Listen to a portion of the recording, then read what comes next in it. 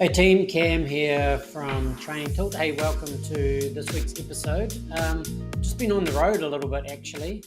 I spent last weekend at Ironman New Zealand, had a great time. Best place to hang out there is at the Foot Traffic tent with Rob Dellimore and his crew, cheering on till the end of the race. After that, I headed down to Hawke's Bay where my parents-in-law are. I don't know if you know, but we had some big storms with a tropical cyclone that came through, caused a fair bit of devastation down in that part of the world. So I went down just to fix a fence at my in-laws' place that got flattened by a falling tree.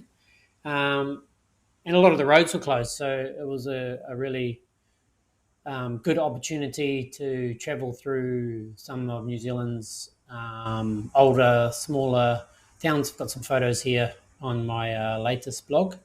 Had to take the long way.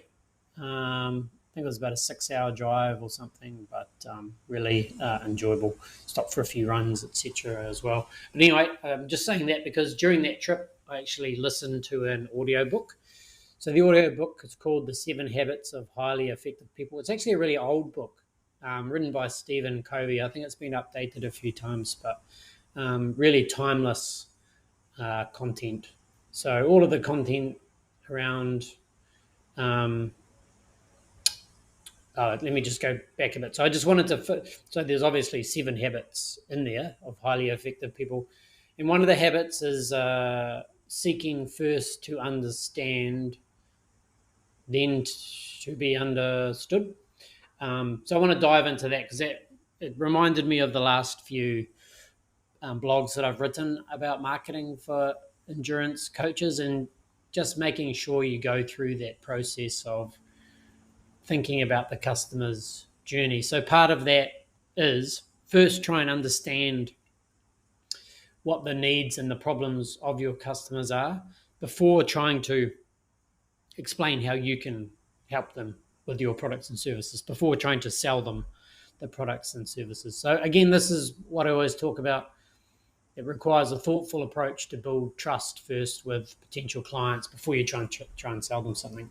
So in the book, the habit of that seeking first to understand incorporates a few Greek ideas. So ethos, pathos, and logos. So ethos is credibility and trust in summary.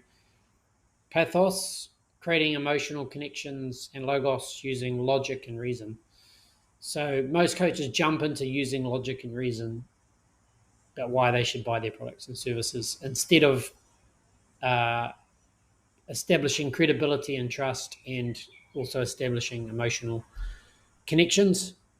So I'll read these out, some brief definitions of ethos, pathos, and logos. Ethos, the use of credibility, authority, and trustworthiness to persuade an audience. Ethos is established by demonstrating expertise, experience, and reputation for honesty and integrity. All good stuff. Pathos, so that comes from the word empathy, I think, or empathy comes from the word pathos. The use of emotions and feelings to connect with an audience and evoke a desired response. Pathos is created by tapping into the audience's values, beliefs, fears, hopes, and desires. And finally, logos, the use of logic, reasoning, and evidence to support an argument or point of view.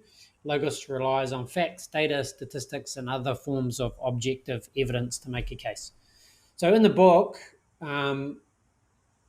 Stephen suggests that when you are presenting to anyone, could be a customer, could be an employee, could just be friends, family, that when you present, you should order things in ethos, pathos, then logos.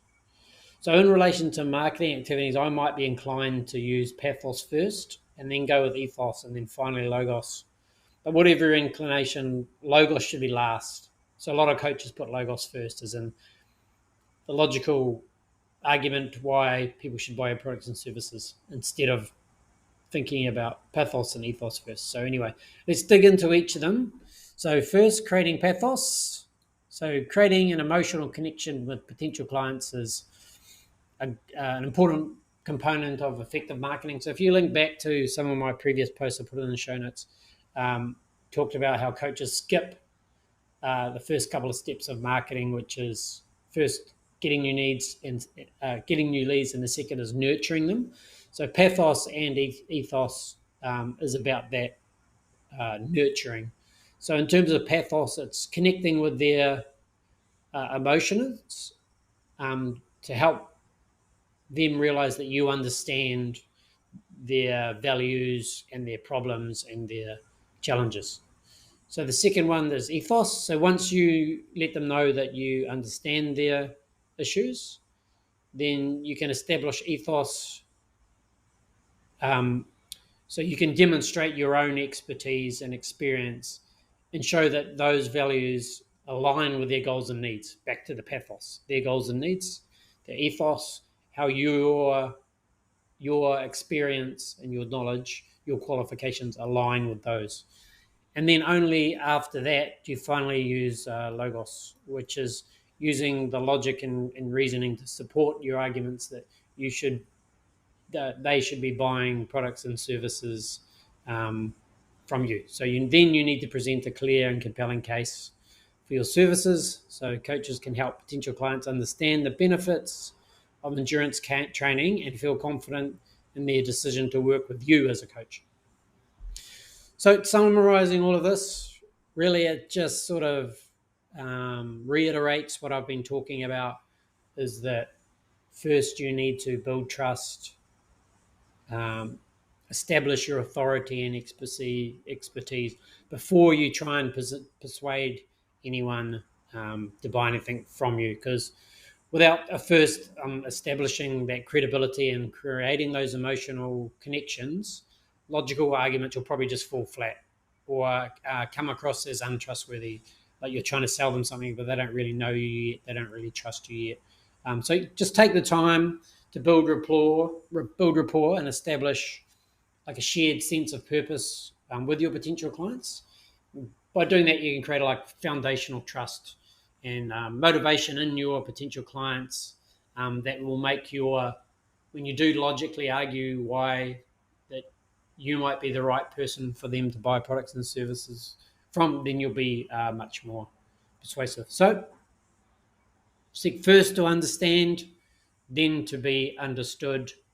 If you think about that with everything you do when you're in contact with potential new clients, and that should really help. All right, catch you guys next week.